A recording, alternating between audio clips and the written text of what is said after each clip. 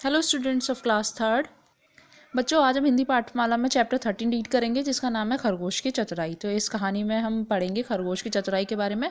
उससे पहले मैं आपको बताती हूँ कि हमें जानवरों से प्यार करना चाहिए, पक्षियों से प्यार करना चाहिए, ना कि उन पर अत्याचार करना चाहिए। बच्चों, यहाँ आपको कुछ चित्र दिए हुए हैं और चित्र के साइड में आपको उनकी परछाई दी हुई है। ये आपको मिलान करना है, इनको मैच करना है। उसके बाद चलिए हम अपनी कहानी रीड करते हैं।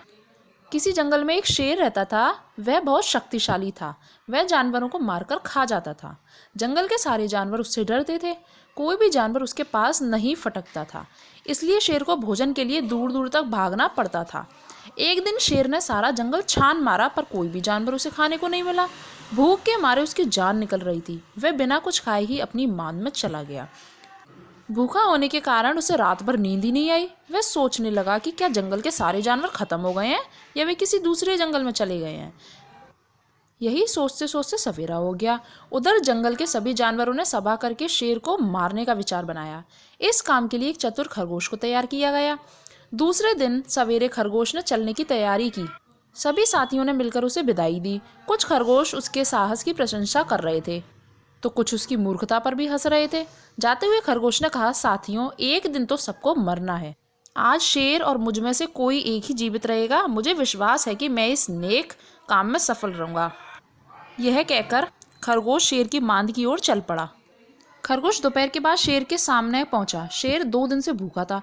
खरगोश को देखते ही उसके मुंह में पानी आ गया, पर वह सोचने लगा, यह खरगोश जानबूझकर मौत के मुंह में क्यों आ रहा है। इसे खाने से पहले इसके आने का कारण पूछता हूँ। खरगोश शेर के सामने आकर वहीं रुक गया।